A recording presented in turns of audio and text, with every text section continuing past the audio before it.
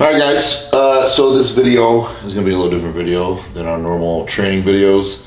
I'm going to have Maria kind of ask me some questions, give you guys a little more insight of prep, mental state, and whatever else she wants to ask.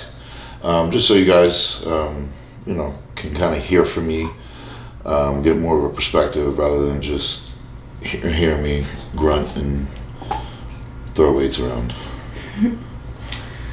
Okay, let's start with how is this year different compared to last year going into the show? I think this year is a lot different.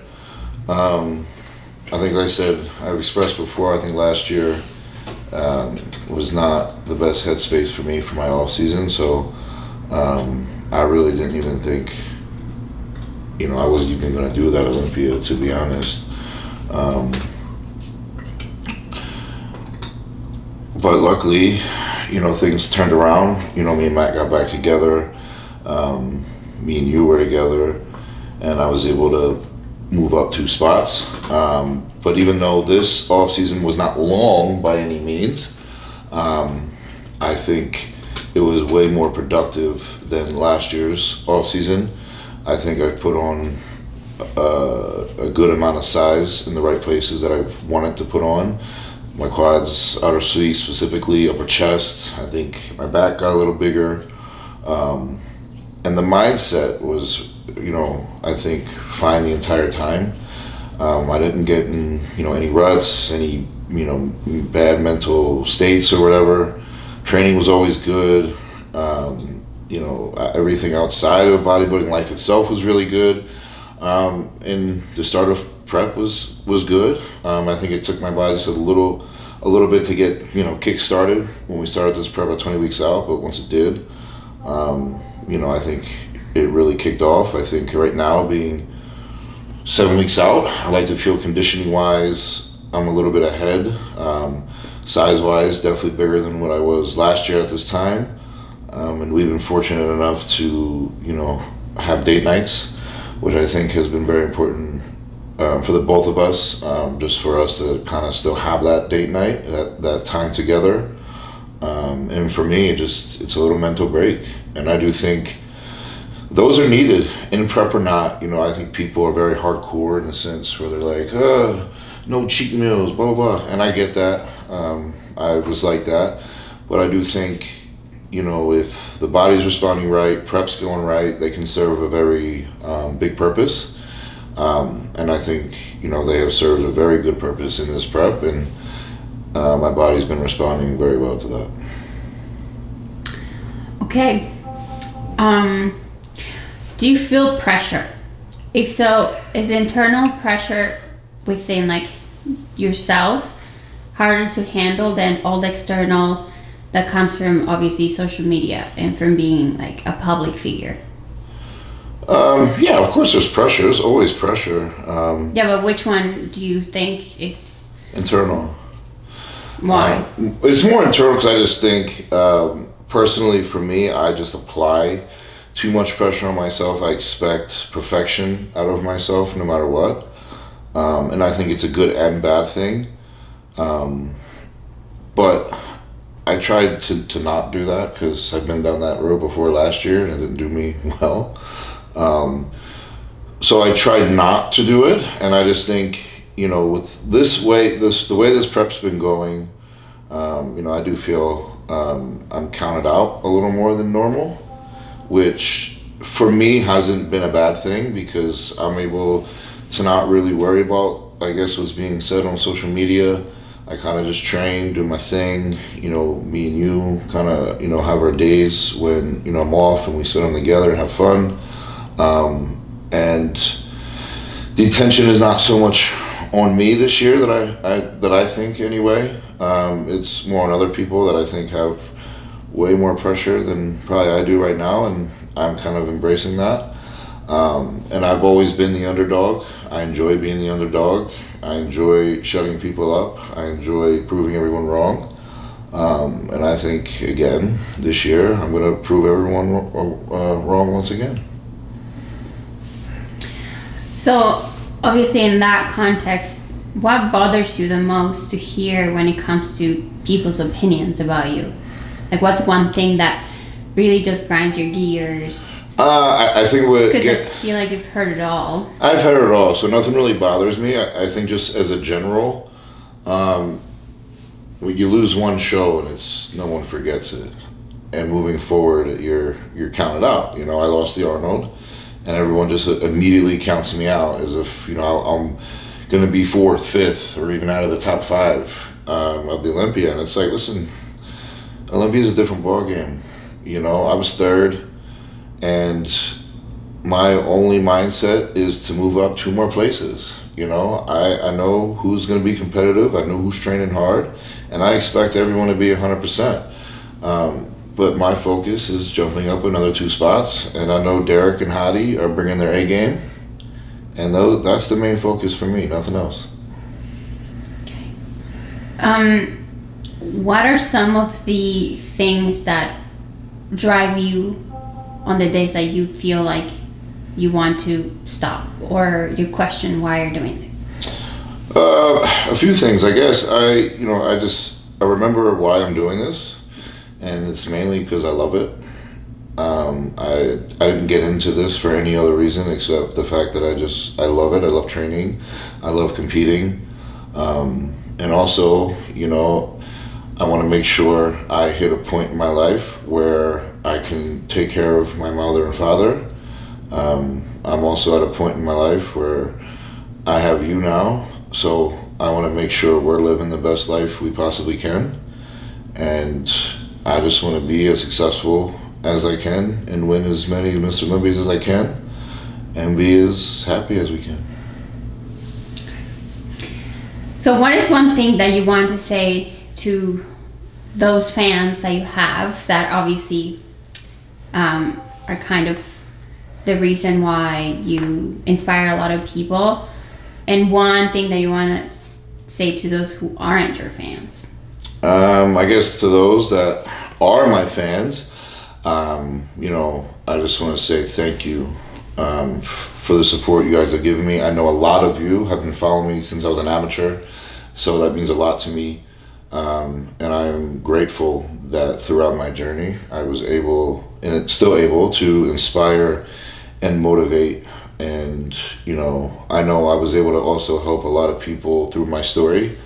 And that means a lot to me. You know, I've had a lot of people reach out and saying, coming out about my story, my situation has really helped them a lot. So as much as winning is one of the best feelings in the world, and obviously that's the objective, helping people, motivating, and, I guess changing lives, so to speak, there's no greater feeling than that for me, and even meeting people in person, it's the big smiles on their faces. And to me, it's just like, I'm just a guy that works out, so it's definitely one of those things that will never, ever get old for me. And for those that don't support me, I still love y'all. I still love y'all, and as long as y'all keep supporting bodybuilding, y'all are supporting me anyway. So thank you, and I still love you. Okay. How do you think? I'm not yelling. I'm not. How do you feel, or not think? How do you feel about? Obviously, you are very opinionated when it comes to just speaking your mind and stuff. Obviously, you've said some things that have come across in a way that you're being rude. Yeah. But what does it mean to you to be a good, like when it comes to sportsmanship and like what you say and how it's taken in a way that people criticize you for it? How do you feel that the things that you say sometimes come back at you in a bad way when obviously you didn't mean? Or no, listen, I see the way I when I got into the bodybuilding scene, I was given nothing but harsh criticism. So for me, I mean nothing by the things that I say in a personal manner.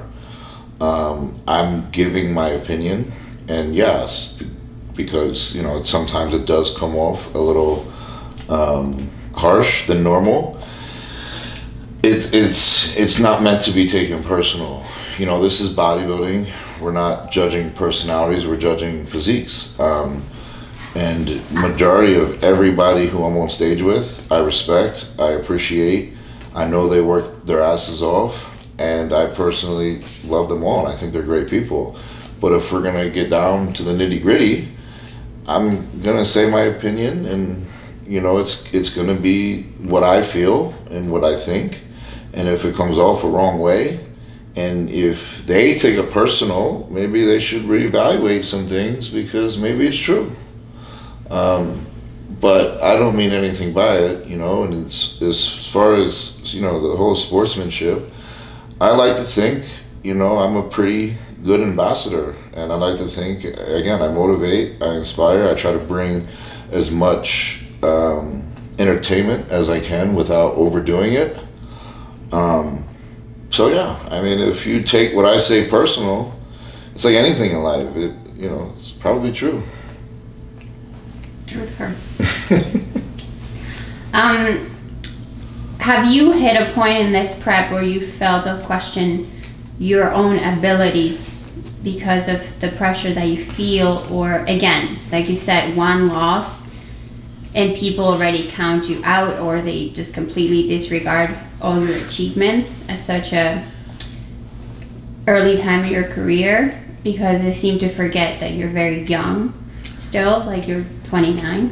Mm-hmm. So has there been a point where you doubt your own abilities No. to deliver? You know, a lot of people doubt me now because, you know, they see the guys with taller, more pleasing physiques, you know, winning, and I guess I get it, but from the start of my pro career till now, even losing the Arnold, I've done nothing but progress and make improvements regardless.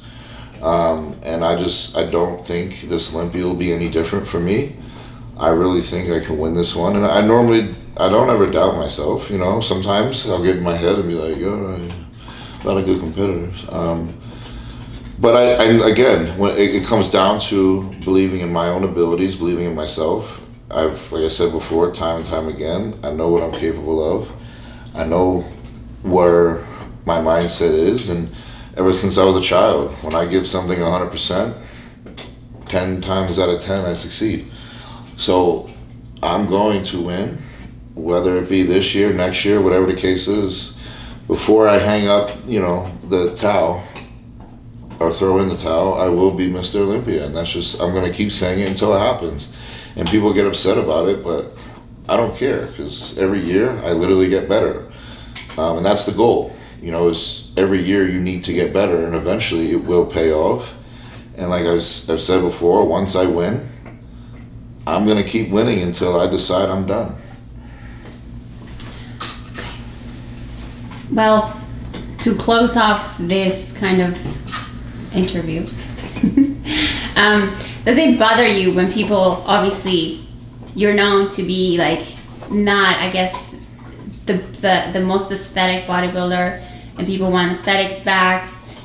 Do you feel, or do you like feel any type of way about the fact that you're called blocky, brick, or, you know, like you're kind of shape-shifting the physique that you had? But does it affect you in any way? I know you said like doesn't, but when I was younger, yeah, because, you know, I was like, oh shit, you know, I'm black. Yeah, I guess I am. But again, I never let any of that steer me from the goal that I was trying to accomplish, and every year I've just gotten better. And yeah, I'm not the most aesthetic. I don't care. Do I have a wide waist now?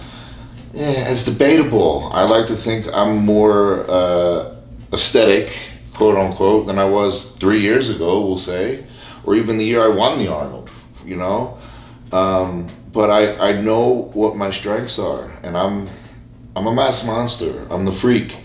And if I can somehow create an illusion to where I'm just that mass monster, but there's shape and there's a small waist there, I don't see how that can be beatable.